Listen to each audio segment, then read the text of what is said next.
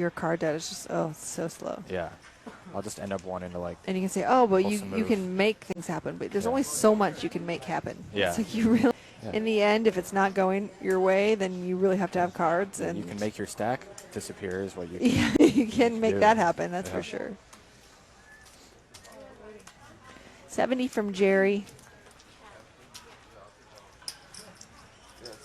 80, did we change it? It's now 80 from Jerry? Okay. We decided it's 80. All right. How's the last now? And Mo flops them both dead. The ace-5.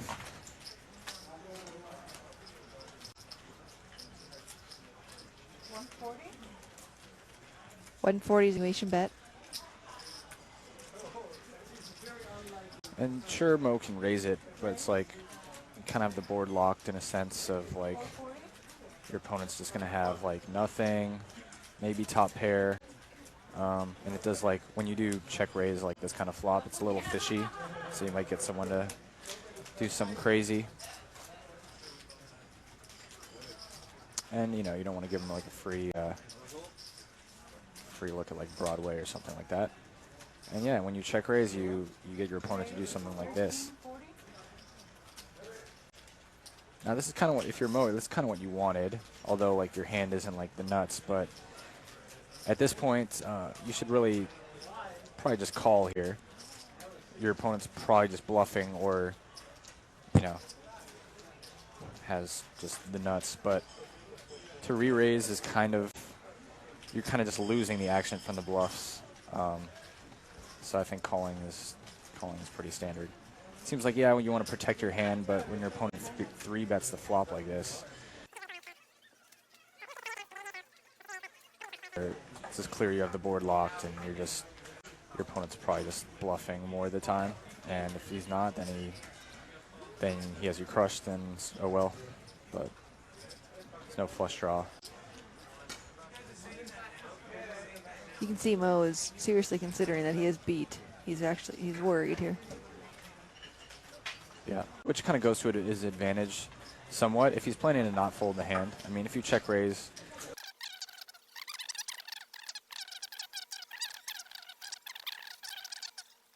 I don't like check raising and then finding a fold with this hand. You should just check call and call down, or just realize that, yeah.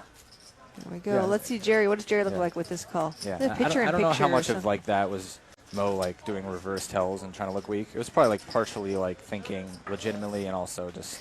I think he was thinking legitimately, but the thing is, and what I was thinking in my own head is thinking. Yeah. But he's also an action player. I don't think he's thinking about raising. I think he's worried he could possibly be beat, but he's going to call. Yeah. Like in my mind, I wouldn't like show that I'm worried unless I'm doing it because I'm trying to induce action. Look at Jerry. Balls. Balls. And Balls. He's turned a jack, but it's irrelevant because obviously it's just. Yeah, it doesn't matter. It's not. Yeah. It's not a. And that's like when I look at this kind of hand with, this is an important hand for like how tells and how your physicality affects hands. I mean, you know, if Mo had like. Picture-in-picture or split screen. Yeah, I mean, like Mo, either, you know, if you're showing weakness, realize that if you're going to continue in the hand, you kind of showing that weakness will get your opponents to maybe fire you more often. And if you're not sure that's what you want or not.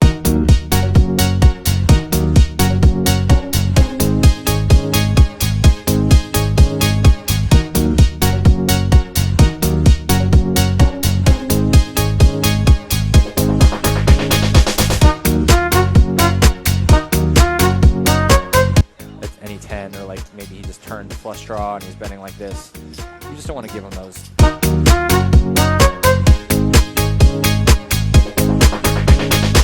You know, if he goes with it, he's just going with it here, and it doesn't really matter. It's not like Jerry needs to get a read on Mo based on the action. Like Jerry just has him crushed or not. So, you know, whereas on the ooh, he did it.